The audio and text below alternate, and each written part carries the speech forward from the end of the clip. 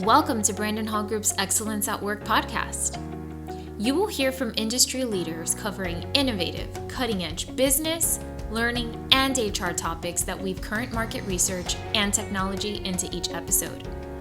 Our Excellence at Work podcast is hosted by Brandon Hall Group's Chief Operating Officer and Principal HCM Analyst, Rachel Cooke.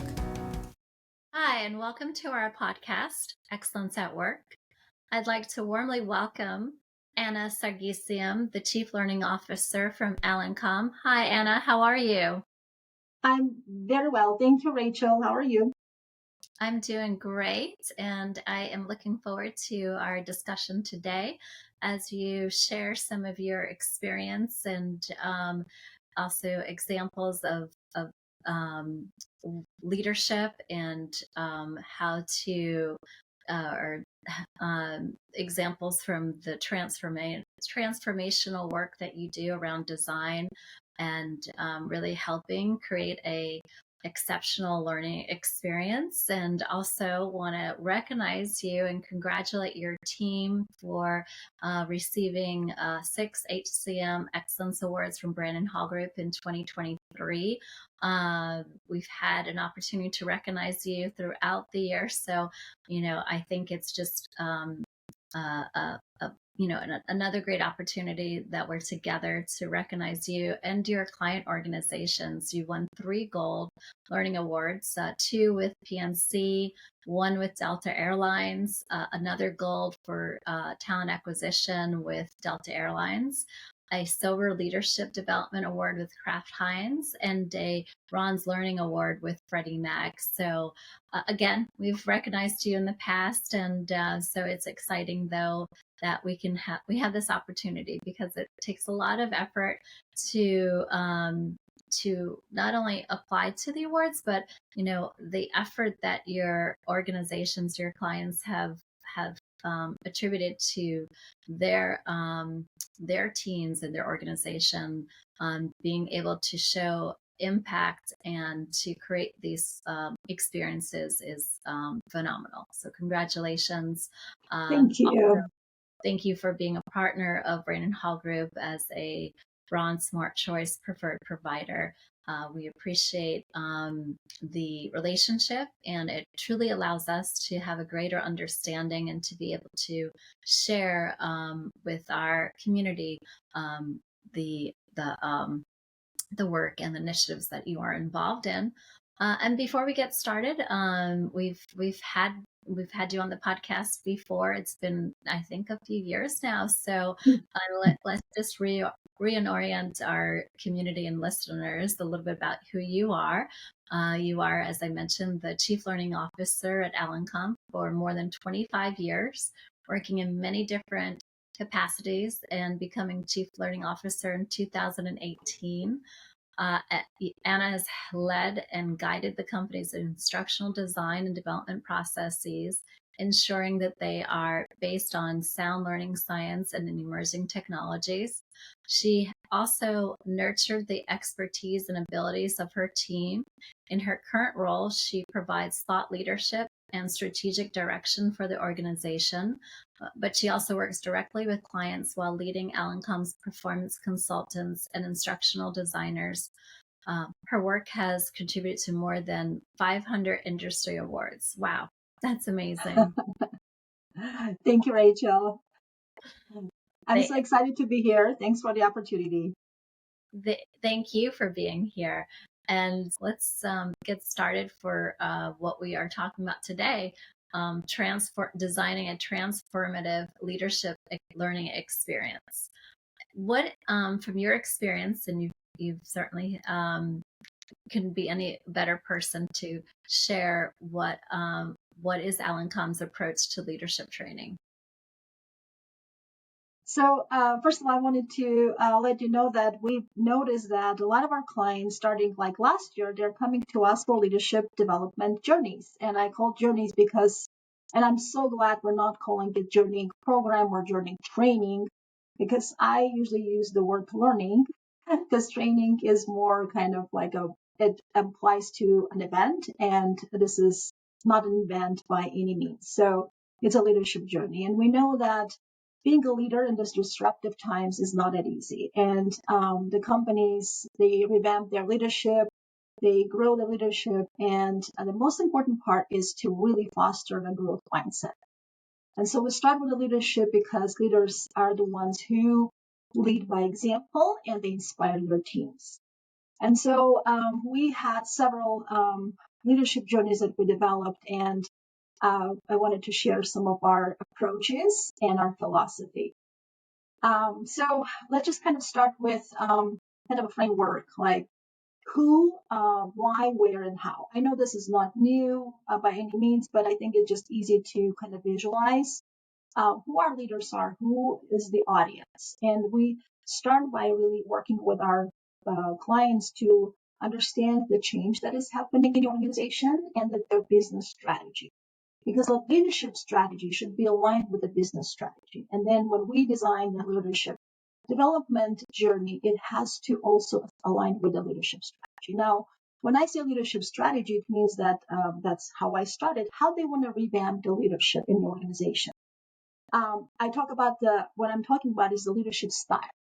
So we have clients who call the leadership style is transformative or transformational leaders, more empathetic, collaborative leaders, right? So that will really help us have this direction of what kind of leaders we really want to develop. And so who the leaders are, obviously we talk about different levels in the organization, and I'll talk about levels in a minute. And then why the change, right? We talk about like the business alignment and purpose, expectations. Is it clear for the leaders, like what is expected of them, what kind of leader they need to be, and how they need to lead in tomorrow's world? And so we start by understanding the today and tomorrow, who they are and where they need to be tomorrow, and also how they're ready for this change. So the why part, and then where they learn, obviously, meaning the mix of modalities, different ways people learn, depending on the environment. Do they have access to computers all the time? Are they on the manufacturing floor? What kind of teams they have, what kind of access they have, what kind of technology they have, and also how people learn. So obviously, we talk about personalized learning, different learning paths, and so forth. So I'll get to that in a minute. But again, it's the 4 areas, along with what I just said, the framework we want to focus on. The first one, again, it's alignment. And starting with alignment, again, we want to understand, define the business and leadership strategy. And then we produce a leadership capabilities matrix. So what that means is, again, there are different levels in the organization, levels of leadership, meaning first-time leaders, existing leaders, leaders of self, leaders of leaders of enterprise, managers, supervisors, and so forth, their role. And so we want to create, or informal learners and aspiring leaders. So we want to create a leader profile for each level. And then we align the capabilities. And by the way, I'm not using the word competencies because for us, capabilities is more actionable. It's the performance. And as you know, any learning program is meant to improve performance. So capabilities is the empowerment. And capabilities, under capabilities, we map skills, top skills that the leaders are needed to achieve the capabilities. So we start by mapping those capabilities to the leadership style or leadership strategy, and for each level of leadership. So that's alignment. Number 2 is a readiness of change, right? So change readiness. What it means, we want to plan that readiness early on. We don't want to do it after we develop the journey. So we want to plan that readiness, meaning the why the change, and why it's happening, and how people can benefit from that change. And so we have different methodologies and strategies, what we use for planning, and how and when we involve our leaders early on. So we talk about rollout plan, communication plan. Again, we have multiple modalities that we can include here using video, motion, email, and so forth, different messages. Then we talk about number 3, which is experience design. This is where we talk about, again, how we learn about our audience and how we personalize the learner experience, the leader experience. We talk about different learning paths, how we personalize this journey for them, right? It's not, again, I mentioned this is not learning for just one-time learning, but it's a process. And so how we bring people, how we engage them, and how we make sure that people see the benefit of coming back to that journey and having the purpose and objective and setting goals to know how they make progress, why they learn, what's next for them. So we talk about learning paths. Again, that's part of personalization, because our leaders are coming to this journey with different needs. So first of all, we have people who are here to take the entire program journey in the sequence that is recommended. So that's one user story or learning path. Some leaders are coming here to prioritize what they want to learn. They're busy and they just don't have time to spend too much time in one-time sitting. So they may come back and they want to create their own kind of learning path. So we provide that opportunity for those leaders to come and to move in their own kind of sequence and pace. And the third, again, I'm talking about 3, but there's so many learning paths we can identify. And the third one will be a leader who comes here to take something and go back and apply right away. For example, you're getting ready for your team meeting and you need to look up a tool or you need a strategy. So you come to this learning journey and we have search engine, we structure in a way that it's easy to find. And so you can find, remember, refresh your memory, take the tool and go back and apply right away. So it's the on-demand, it's urgent, it's personalized. It's also human and principle-based. So there's so many characteristics I can provide how we approach this learning journey design. So that's experience design. And obviously we have assessment, which is my next component, which is impact. What is impact? It's okay. People start by identifying their gaps. So we have different kinds of assessments. We have strength calculator, profile calculator, impact calculator, where they can see their strengths and also identify their opportunities for learning. So that's when we can recommend different learning paths for them. So that's in the beginning. But what happens when they go through the learning path, they go through the learning, now they want to know how we're doing. Did I make a progress? So we can also offer post-diagnostic where they can see the results of their impact, and this is through our analytics, and see what's next for them. So we can offer dashboards, portfolio tools, leader profile tools, and so people can actually see their progress. With that, I wanted to also say, yes, change is needed and they need to be ready for that. But at the same time, they need to see their progress. They need to celebrate their achievements and also reflect to see what's next, what they need to go back for. What do you think are some of the biggest derailers right now for leaders? It's the time. That's what we hear from our clients. And also some resistance, especially for our experienced or existing leaders. Why? Because they take risks to relearn things, to reestablish their confidence level. And this is why we started with the readiness, because we need to involve them earlier in the process. In fact, for one of our clients, when we started designing the experience, we didn't involve, the client didn't involve every leader group. And so we experienced some resistance there because they weren't necessarily brought in early on. They didn't have buy-in. So obviously we took a pause. We brought them in. We made sure that they are aligned with what's happening in the organization and with the learning. And so that's when we really started paying attention, like we asking our clients, like, yes, we want to design this experience. We want to make sure that there's a communication plan in place. And it's not just the plan, but the timing, right? When we start actually delivering that and rolling it out. So that's one. The second one is accessibility, meaning access to learning, and Sure. also the size of learning, the seat time. People don't have time, especially like, again, bringing an example of a program we developed for new nurse leaders. And yeah, the program was actually called Leading in Crisis. And so one thing we learned from our client is they don't have any time. So we need to be very careful how long the learning modules are, because we'll lose them. They need to come, quickly learn, and go. So we applied, obviously, bite size. We even called nano learning. So some modules are 1 minute in length.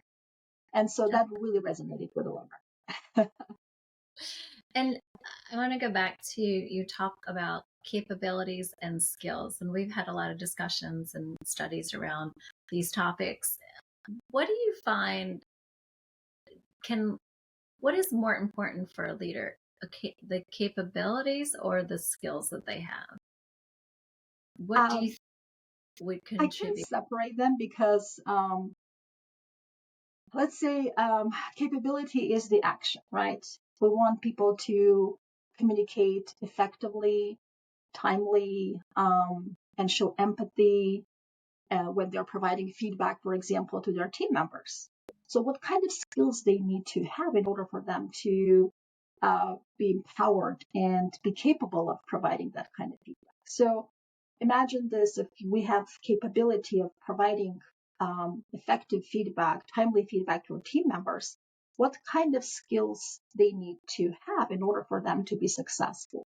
And so the skills can be obviously listening skills, or asking good questions, open-ended questions, and so on. So skills, that's a series of skills will help you build that capability. So I feel like they're connected, and so you have skills under each capability. But the caveat here is sometimes the clients map too many skills, and so it's really hard to deal with 75 something skills, and there's no way you can produce this kind of learning so they can master every single skill. So that's why through our analysis, we prioritize and we identify key skills for each capability. And by the way, you can space out the learning as well. And by the way, these skills can also be at different levels. Skills can be, you can have a beginner skill, intermediate, or advanced. So that's exactly what we wanted to understand, like where people are with their skills.